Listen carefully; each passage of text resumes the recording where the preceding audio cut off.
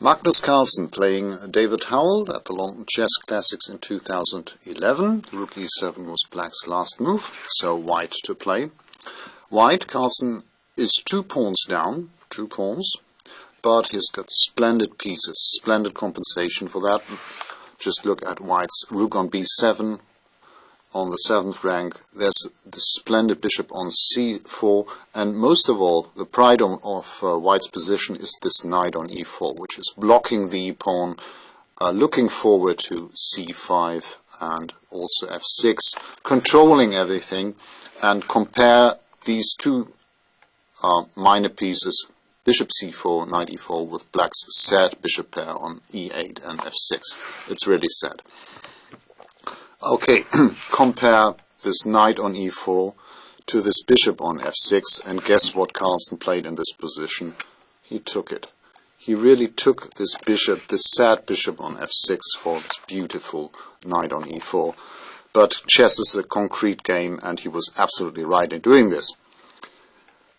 Knight takes f6, black recaptured. And okay, it's obvious what white has achieved. This pawn on h6 is weak now, it's isolated, and of course black's king on f8 might feel very uncomfortable once the queen comes to h6. Try to guess Magnus's next move now. It's a queen move, I can say. What do you think he played? It's not so obvious. There are maybe two obvious queen moves in this position. One of them is actually the move Magnus played. Try to find Magnus's move in this position.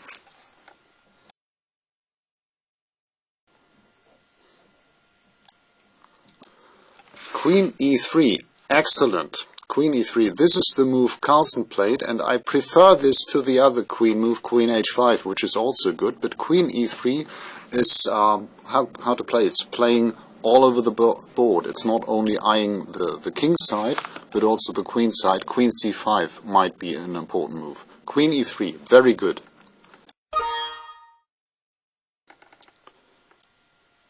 Queen e3 was Magnus's choice. Yeah, as I said, queen h5 is also a good move, with the idea after rook e to d7 to not take on h6, but to play queen h4 and take on f6, maybe. And after king e7, then play rook e1.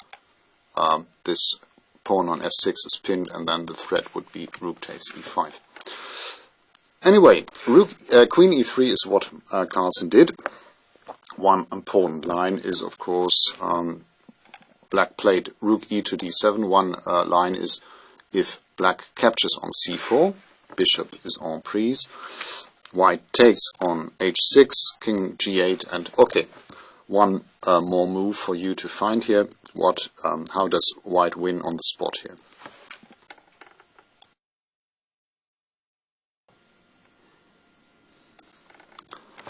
Good. This wins the black queen, because if the black queen takes on f1, white checkmates in one with rook g4. Rook b4 wins on the spot. So after king g8, the most precise continuation for white is this rook lift, rook b4. I think the obvious continuation here would be rook f3. This is the normal rook lift, but in this very case, rook b4 is even stronger. Rook b4 immediately, and after queen takes f1, rook g4 is checkmate. In the game, after queen e3, Howell played rook e to d7, clearing the square e7 for the king. For example, after queen takes h6 now, king e7, well, this position might not be so clear, because now this king on e7 is reasonably safe. Reasonably, I wouldn't say completely safe, but black is hanging on in this position. Magnus's move is much better. He played queen c5, check, and this is why I prefer this move, queen e3 to queen h5, in fact. Queen c5, and now Howell played a sad move.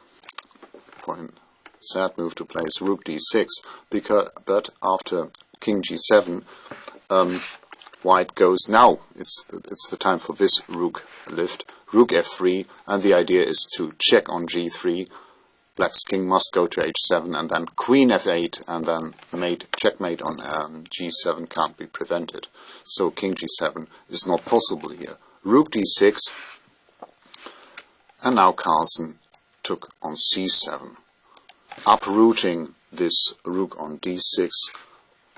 Black went queen c2, and yeah, next move. One move for you to find what's white's best move in this position.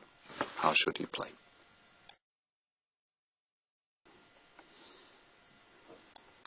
That's it. Rook c8. White takes under fire both black rooks. Rook on d8 and also the rook on d6. Rook c8 was Magnus's continuation. Good. After queen c2, Magnus played rook c8, and this again shows how splendidly placed this queen on c5 is on this diagonal towards the black king, pinning this rook on d6. What can black do? Black played rook a to d8, a to d7. If rook takes c8, white takes the black rook, of course, and then after king g7, again it's time for a rook lift, rook f3, with the usual ideas, rook g3 check followed by takes, or queen f8, and checkmate on g7. Rook to d7, and it's white to play and win in this position. Not so surprising anymore. White has had several winning ways here, but please try to find Magnus's move. We have heard of many pieces in this position. Both white's rooks were active, the queen was very active, but there's one piece we haven't heard of so much. Please move this piece and win the game for white. What would you do here?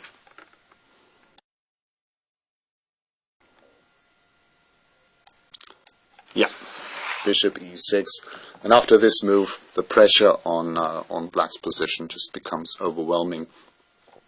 Look at the sad black rooks here on d6 and d7.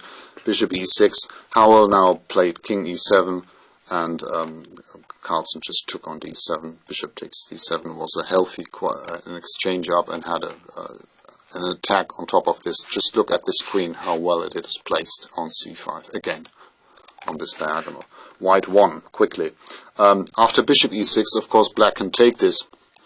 But after recapturing f takes e6, there's so many arrows now, and well, make up your mind, decide for yourself which white threat is the most serious one now.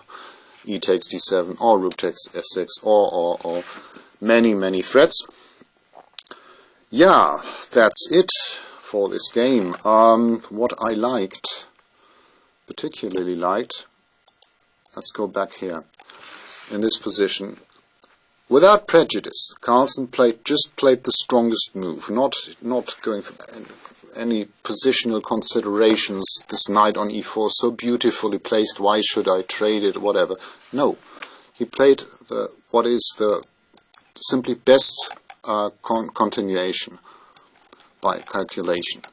Knight takes f6, pawn takes f6, and now his queen e3, I prefer this to the computer move queen h5, queen e3, because it's eyeing not only h6, but more importantly it's eyeing the queen side as well, this square in particular.